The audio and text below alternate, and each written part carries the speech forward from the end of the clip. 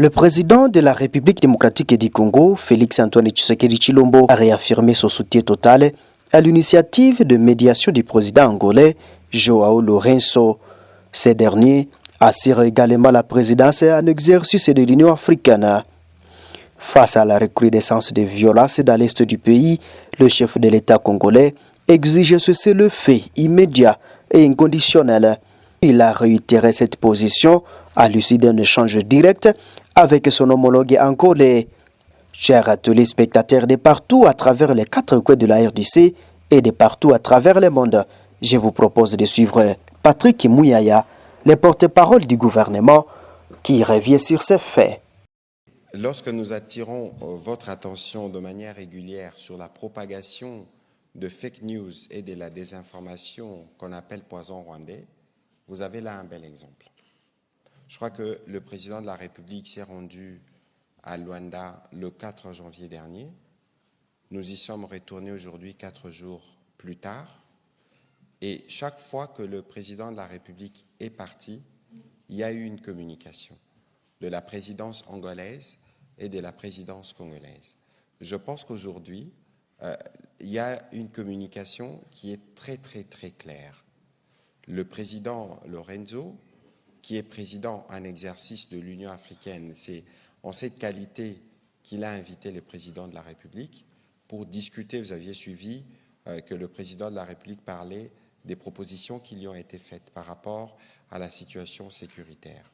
Aujourd'hui, nous y sommes retournés et vous avez suivi tout à l'heure ce que le président de la République a donné comme réaction, parce que le président Lourenço, au-delà des initiatives qui sont organisées à Washington entre la République démocratique du Congo et le Rwanda, le père, et l'initiative de Doha entre la République démocratique du Congo et le fils M23, en tant que président en exercice de l'Union africaine et au regard de la situation sur le terrain, il a estimé qu'il était important à son niveau de lancer cet appel au cessez-le-feu parce que c'est le point de départ.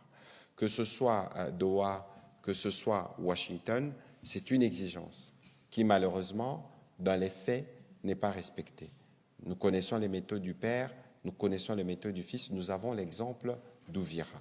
Et donc, bien au-delà de ce qui est attendu des médiateurs américains qataris, en tant que président de l'Union africaine, il a estimé qu'il était en position de lancer cet appel. Je n'ai pas envie de rappeler son passé, parce qu'il était, avant de devenir président de l'Union africaine, médiateur du processus de Luanda, et que le président de la République, séance tenante, a dit notre disponibilité. Et donc aujourd'hui, il y aura sûrement une suite, parce que le président de l'Union africaine va s'entretenir avec les autres partis qui sont concernés pour voir la suite qui y sera donnée. Ici, ce n'est pas un nouveau processus qui commence, mais c'est un effort, un appel du président de l'Union africaine, et il est en droit de le faire du fait qu'il soit aussi reconnu comme champion de la paix.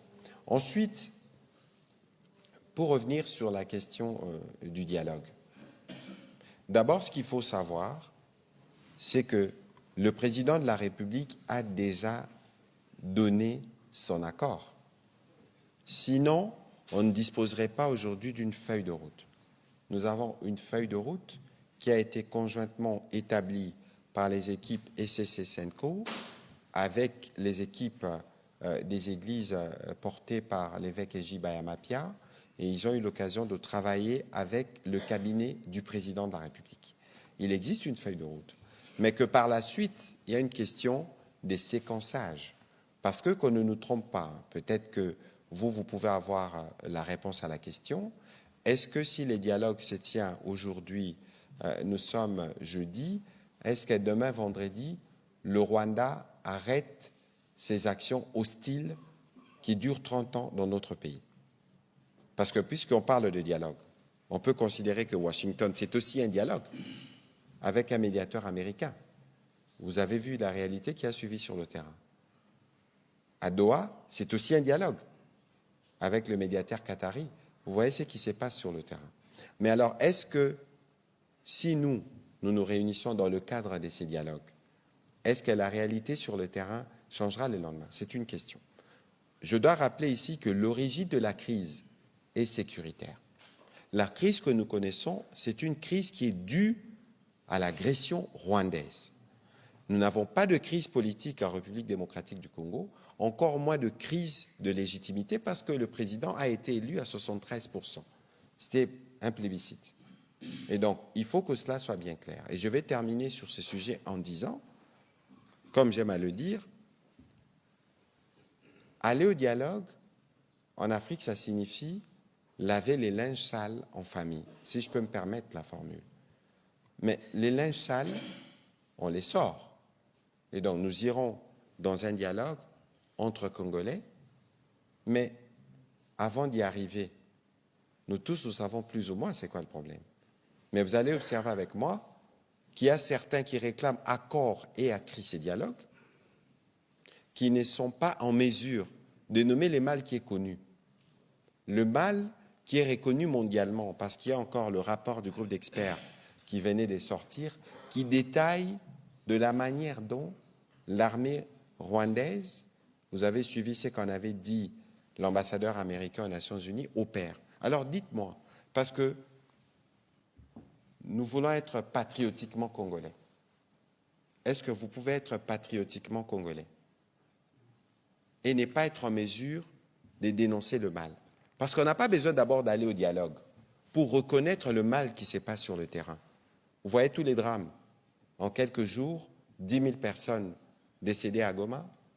Vous venez des Goma, vous aviez vécu ces horreurs. Je vous ai parlé d'Uvira, je vous ai parlé de Rutshuru. Je peux encore vous donner des tas d'exemples. Mais tous les Congolais qui sont épris de paix, qui sont rattachés et qui pensent que nous devons aller à ces dialogues, qui, je le rappelle, doit se tenir ou se tiendra à Kinshasa, il ne faut pas penser que nous allons nous déplacer dans un quelconque pays pour parler des questions qui nous concernent, si nous sommes, nous tous, Congolais et patriotiquement Congolais. Donc il est important, en parlant de patriotisme, que certains s'assument, bien avant d'ailleurs qu'on arrive à cette échéance. Ce serait d'abord signe de solidarité, signe de respect pour nos morts qui sont utilisés aujourd'hui comme instrument de propagande par les fils qui imitent les pères. Je pense que sur ces sujets, cela doit être bien clair. Et donc pour terminer sur ce qui s'est fait à Luanda, nous pourrons évidemment revenir lorsque le président Lorenzo nous aura donné les feedbacks des autres parties engagées dans les conflits à partir de Washington ou des Doha, et nous allons voir ce que la suite sera. Voilà, Monsieur le ministre, je m'excuse d'avoir un peu pris